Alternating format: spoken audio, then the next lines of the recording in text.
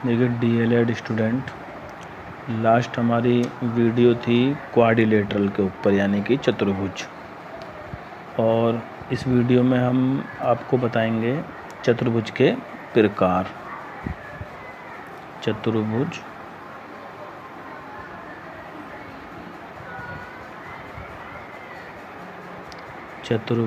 के प्रकार। चतुर्भुज के प्रकार तो बताए थे हमने उसमें कि 6 टाइप के होते हैं। चतुर्भुज 6 तरह का होता है जो आपको अभी फ़िलहाल में पढ़ना है। तो पहला बताया था वर्ग, दूसरा था आयत, तीसरा ना था समचतुर्भुज,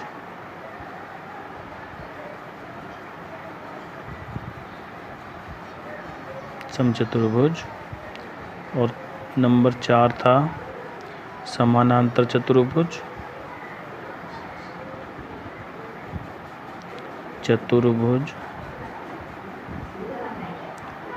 नंबर 5 था समचतुर्भुज, समलंब चतुर्भुज, और नंबर 6 था पतंग। तो आज हम इनमें से 3 चतुर्भुज के बारे में बात करेंगे, जो कि पहला होगा वर्ग, फिर आयत और फिर समचतुर्भुज, और बाकी इन तीनों के बारे में हम नेक्स्ट वीडियो में बताएंगे। सबसे पहले हम देखते हैं वर्ग जो होता है चतुर्भुज, ये कैसा होता है, इसकी क्या क्या विशेषताएं होती हैं और ये किस प्रकार से ये बनता है।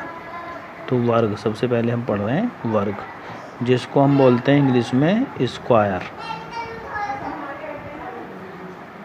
इसको हम इंग्लिश में बोलते हैं स्क्वायर, यानी वर्ग जो होता है वो इंग्लिश का नाम होता है स्क्वायर। अब इसकी परिभाषा क्या है? तो एक ऐसा चतुर्भुज जिसका प्रत्येक कोण समकोण,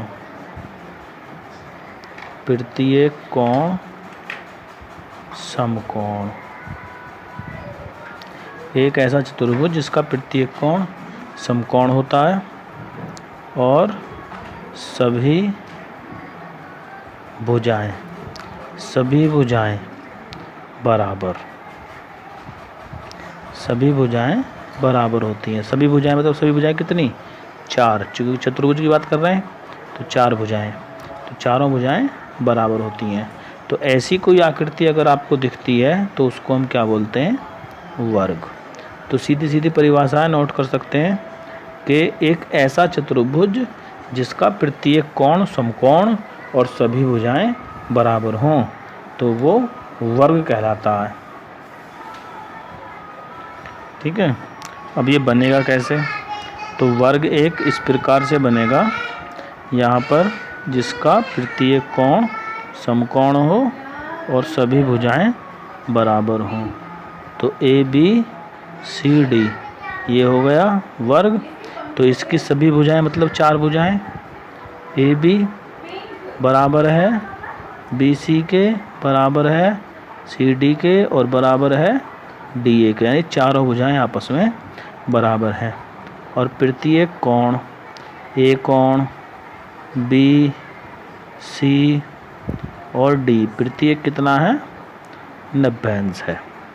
तो प्रत्येक कोण 90 अंश है। तो ऐसी जो आकृति होती है उसका नाम होता है वर्ग। अच्छा, इसके बाद इसका विकर्ण की बात करें। विकर्ण क्या होते हैं? तो वर्ग का विकर्ण लास्ट वीडियो में मैंने बताए थे कि सम्मुख शीर्षों को मिलाने वाली जो रेखाएं होती हैं वो विकर्ण कहलाती हैं। ठीक है, तो ये चतुर्भुज है तो इसके भी विकर्ण कितने होंगे? 2 होंगे। 2 विकर्ण होंगे। तो ये कोई चतुर्भुज है जो कि क्या है? वर्ग। तो ABCD हो गया वर्ग।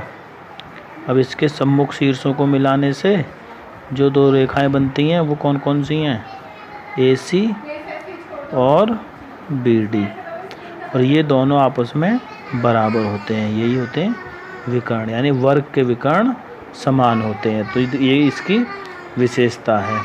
और वर्ग में जो भी मतलब विकर्ण बराबर होते हैं और एक दूसरे को समद्विभाजित करते हैं। मान लिया एक दूसरे को ये यहाँ पर काटते हैं, तो इसको हम मान लेते हैं बिंदु O, तो एक दूसरे को समद्विभाजित करते हैं, समद्विभाजित करते हैं, समद्विभाजित करते हैं, तो एक दूसरे को समद्विभाजित करते हैं। ठीक है। इसके बाद तो यहाँ के बाद समझते हैं अब लास्ट टॉपिक है वर्ग का, कि वर्ग के गुण क्या होते हैं। तो वर्ग के गुण, तो गुण क्या होते हैं वर्ग के। तो पहला गुण क्या है, पहला गुण है कि सभी भुजाएं समान होती हैं। कॉपी में आप अपने में नोट करोगे इनको, क्वेश्चन आए हुए क्वेश्चन है इनमें भी। वर्ग की सभी भुजाएं समान होती हैं, जैसा कि परिभाषा में बताया गया है। नंबर 2, प्रत्येक कोण, प्रत्येक कोण समकोण, समकोण मतलब 90 डिग्री, प्रत्येक कोण समकोण होता है। नंबर 3, वर्ग के विकर्ण, विकर्ण बराबर होते हैं, वर्ग के विकर्ण बराबर होते हैं। नंबर 4, नंबर 4 क्या है कि एक दूसरे को विकर्ण एक दूसरे को समकोण पर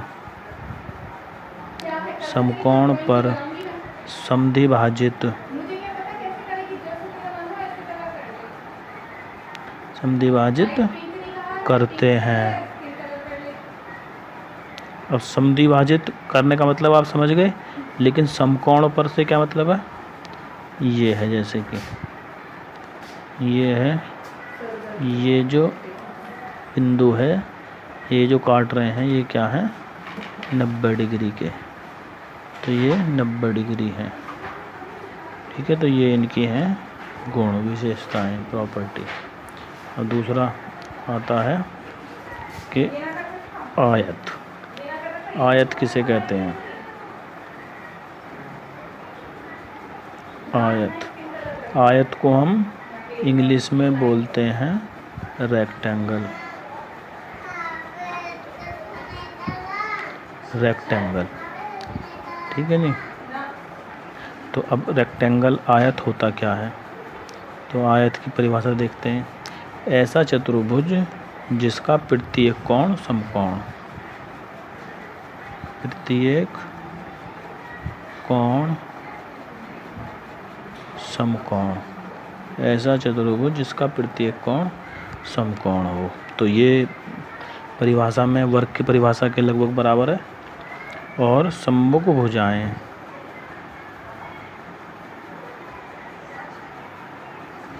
सम्मुख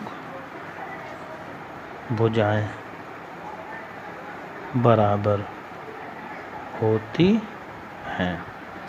तो एक ऐसा चतुर्भुज जिसका प्रत्येक कोण समकोण और सम्मुख भुजाएं बराबर होती हैं, तो क्या कहलाता, अब आयत कहलाता।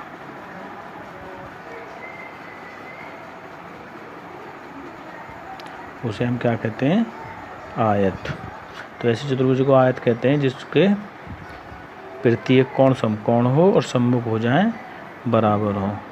आकृति कैसी होंगी, आकृति इसकी इस तरह से होती है।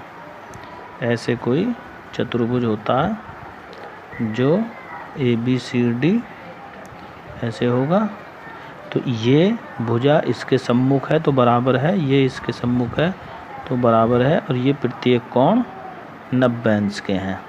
तो ऐसी आकृति को हम बोलते हैं आयत। और आयत एक समानांतर चतुर्भुज भी होता है। ठीक है जी। इसके बाद अब देखते हैं इसका विकर्ण। इसके विकर्ण कैसे होते हैं। तो आयत के विकर्ण, आयत के विकर्ण, तो आयत जो आकृति होगी वो इस प्रकार की होगी। तो ये और ये विकर्ण हमने बताया था कि सम्मुख शीर्षों को मिलाने से जो रेखाएं बनती हैं वो विकर्ण कहलाती हैं। तो ABCD आयत है, तो सम्मुख भुजाएं शीर्ष जो हो गए वो AC और BD, तो विकर्ण हो गए इसमें AC और BD। तो आयत के विकर्ण भी बराबर होते हैं और एक दूसरे को समद्विभाजित करते हैं। आयत के विकर्ण समान होते हैं, विकर्ण समान होते हैं,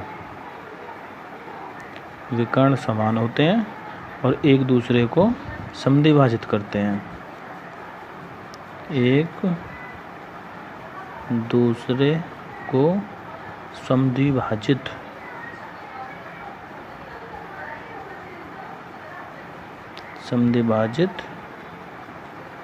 करते हैं। लंब समद्विभाजित नहीं करते, यानी समकोण पर नहीं काटते, लेकिन समद्विभाजित करते हैं। मतलब क्या हुआ कि ये जो इनका प्रतिच्छेद बिंदु है ये O, तो ये इसके बराबर है, ये इसके बराबर है।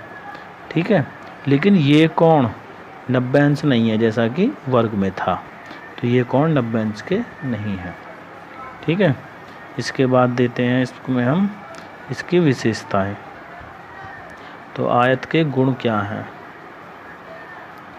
आयत के गुण, तो आयत के गुण क्या हैं। पहला गुण है इसका कि विपरीत भुजाएं बराबर होती हैं, जिसको हम बोल देते हैं सम्मुख भुजाएं।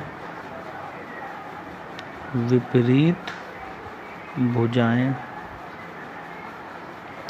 विपरीत भुजाएं बराबर। दूसरा क्या है, प्रत्येक कोण, प्रत्येक कोण 90 अंश, यानी कि समकोण, प्रत्येक कोण 90 अंश। तीसरा नंबर, तीसरा क्या है, एक विकर्ण बराबर होते हैं, विकर्ण बराबर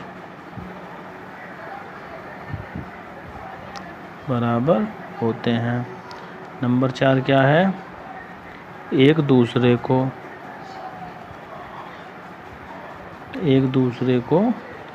समद्विभाजित करते हैं, समद्विभाजित करते हैं। तो ये हो गई इसकी विशेषताएं। अब देख लेते हैं इसका क्षेत्रफल कैसे निकालते हैं और परिमाप कैसे निकालते हैं। आयत में दो चीज़ें निकलती हैं, क्षेत्रफल और परिमाप। तो ABCD कोई आयत है। अब हमने परिभाषा में पढ़ा कि इसकी लंबाई सम्मुख भुजाएं बराबर होती हैं, तो ये तो हमने मान ली इसकी लंबाई है, तो ये भी L होगी। ये चौड़ाई है, तो चौड़ाई को ब्रेथ बोलते हैं, तो ये B होगी। तो पहला आता है परिमाप। परिमाप, परिमाप को हम लिखते हैं P से, पेरीमीटर बोल देते हैं इसको, पेरीमीटर इंग्लिश में। तो ये होता है 2L + B, यानी 2 गुणा लंबाई प्लस चौड़ाई। परिमाप का फॉर्मूला होता है, परिमाप का मतलब होता है कि किसी भी फिगर के चारों तरफ घूमना। जैसे आप क्या करोगे, A से हम स्टार्ट करेंगे चलना, तो A से D पर, C पर, B पर और फिर से A पर आ जाएंगे वापस, तो ये होगा क्या, हमारा परिमाप। इसके बाद दूसरा फॉर्मूला आता है इसका कि क्षेत्रफल कैसे निकालेंगे। क्षेत्रफल, जिसको हम बोलते हैं एरिया। तो एरिया A बराबर लंबाई गुणा चौड़ाई, तो इसको हम बोलते हैं एरिया, लंबाई गुणा चौड़ाई। तो ये होता है आयत के, केवल इसमें 2 फॉर्मूले होते हैं। इसी तरह से हम पीछे वर्ग के देखें अगर, कि वर्ग का परिमाप क्या होता है और वर्ग का क्षेत्रफल क्या होता है, तो उसको भी लिख लेते हैं। यहाँ पर वर्ग में हमने पढ़ा था इसके जो सम्मुख भुजाएं, सम्मुख क्या सभी भुजाएं बराबर होती हैं, तो हम अगर इसको भुजा को ए मान लें तो सभी भुजाएं ए हो जाएंगी। तो परिमाप हो गया P बराबर ए को हम 4 बार जोड़ेंगे क्योंकि 4 भुजाएं हैं ना, तो ए 4 बार जुड़ेगा तो P बराबर कितना आ जाएगा 4A। ये हो गया P। इसके बाद है क्षेत्रफल। क्षेत्रफल हो जाएगा एरिया यानी कि भुजा की घात 2। तो ये होता है वर्ग का क्षेत्रफल। तो फॉर्मूले भी साथ साथ लिखते जाओ, याद करते रहना, क्वेश्चन आगे आएंगे। आयत का भी चीज़ें हो गई। और आज के लिए एक और लास्ट बचा है जिसको हम बोलेंगे समचतुर्भुज। ठीक है, नंबर 3 मतलब समचतुर्भुज, यानी तीसरा नंबर 3 समचतुर्भुज। समचतुर्भुज इंग्लिश में इसका नाम है रोम्बस। इंग्लिश में इसको हम बोलते हैं रोम्बस। ये होता क्या है, इसकी परिभाषा पढ़ते हैं। तो एक ऐसा चतुर्भुज जिसकी सभी भुजाएं, एक ऐसा चतुर्भुज जिसकी सभी भुजाएं बराबर होती हैं, यानी एक ऐसा चतुर्भुज जिसकी सभी भुजाएं बराबर होती हैं। बस केवल इतनी सी परिभाषा है इसकी कि एक ऐसा चतुर्भुज जिसकी सभी भुजाएं बराबर होती है। कोणों के बारे में नहीं लिखना है हमको, तो हम उसको क्या बोलेंगे, समचतुर्भुज। समचतुर्भुज कहते हैं। तो ऐसे को हम क्या बोलते हैं, समचतुर्भुज। तो इसके सम्मुख भुजाएं या ऐसा कुछ नहीं है, इसमें केवल सभी भुजाएं बराबर होती हैं, तो समचतुर्भुज इसको बोलते हैं। अब आकृति कैसी होगी इसकी, तो आकृति जो होगी वो लगभग इस तरह की आपको दिखने में होगी। तो ABCD, इसकी सभी भुजाएं बराबर हैं। AB ये सब आपस में क्या हैं, बराबर। तो भुजाएं बराबर हैं मतलब हम लिख सकते हैं AB बराबर BC बराबर CD बराबर DA, सभी भुजाएं बराबर होती हैं। तो परिभाषा में केवल इतना याद रखना है। अब सभी भुजाएं बराबर तो वर्ग की भी होती हैं, तो वर्ग में लेकिन प्रत्येक कोण समकोण होता है, इसमें प्रत्येक कोण समकोण नहीं होता। ये जो कोण है वो समकोण नहीं है, ये छोटे बड़े कोण हैं, तो इसमें इतना अंतर होता है वर्ग से। इसके बाद बात कर लेते हैं इसके विकर्ण की।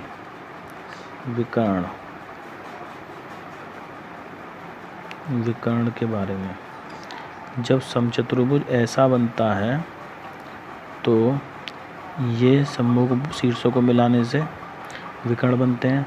तो जैसे जितना भी ये इधर को झुका हुआ होगा, इस तरफ को जितना भी हम इसको झुकाएंगे तो ये शीर्ष और ये शीर्ष आपस में मिलते चले जाएंगे। तो ये जो विकर्ण होगा वो छोटा होगा और ये जो विकर्ण होगा वो बड़ा होगा। तो इससे हमें क्या पता चलता है कि इसके विकर्ण बराबर नहीं होते, विकर्ण बराबर नहीं होते। ठीक है, लेकिन एक दूसरे को समद्विभाजित करते हैं, यानी कि ये एक दूसरे को यहाँ पर काटते हैं। तो ये जो कटान बिंदु है, मान लिया O, तो ये और ये बराबर हैं और ये बराबर हैं। ठीक है, और वो भी कैसे, समकोण पर। बराबर तो नहीं होते, लेकिन एक दूसरे को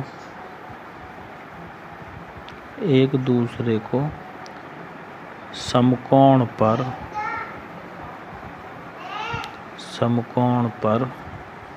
समद्विभाजित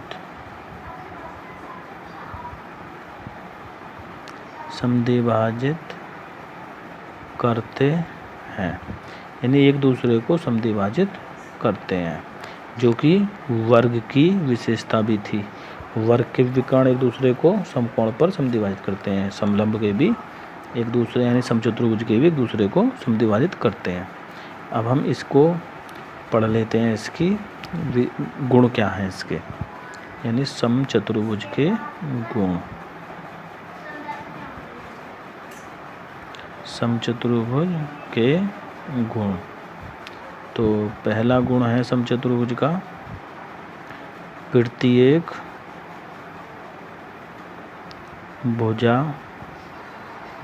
समान, या हम कह सकते हैं यहाँ पर सभी भी लगा सकते हैं, सभी भुजाएं समान होती हैं। नंबर 2, सम्मुख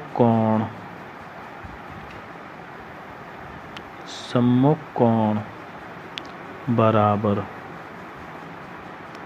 होते हैं। सम्मुख कोण बराबर होते हैं। नंबर 3, विकर्ण एक दूसरे को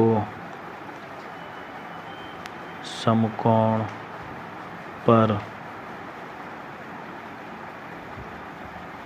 समद्विभाजित करते हैं। यानी जो विकर्ण है वो एक दूसरे को समकोण पर समद्विभाजित करते हैं। ये इसके हो गए हैं विशेषताएं। अब बात आती है इसके परिमाप के बारे में। तो ये समचतुर्भुज इस तरह का है। परिभाषाएं में हमने पढ़ा है कि सभी भुजाएं बराबर होती हैं।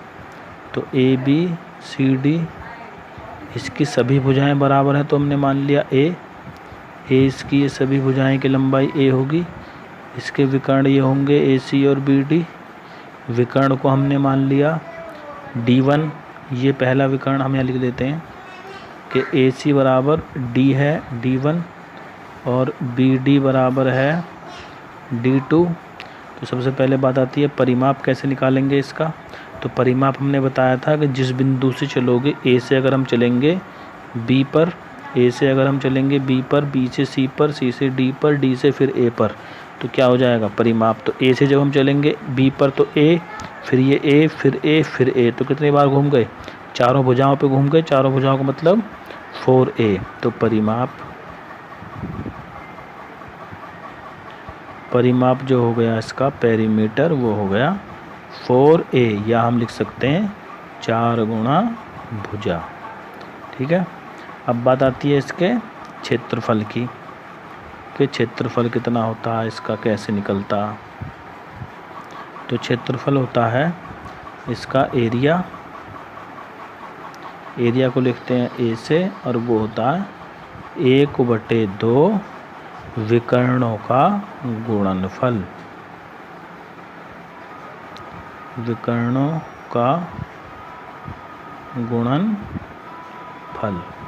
का गुणनफल, या हम लिख सकते हैं सिंबल के फॉर्म में लिखें तो 1/2 पहला विकर्ण D1, दूसरा विकर्ण D2। तो ये इसका होता है एरिया।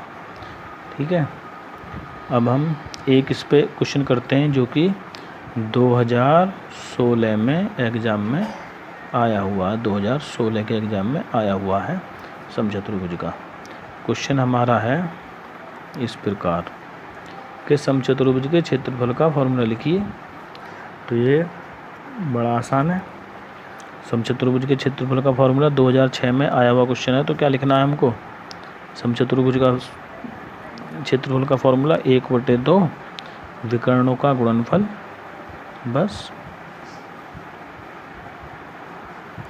का गुणनफल, विकर्णों का गुणनफल, या D1 इंटू D2, और यहाँ हो गया 1/2। भाई ये क्वेश्चन था। तो आज की वीडियो में बस भाई इतना ही है। और कल जो हमारे लास्ट ये 3 बचे हैं इनको हम इसमें करेंगे। तो आज आप इतना ही करिए, और ये जो भी चीज़ बताई गई हैं इनको कॉपी में नोट करें।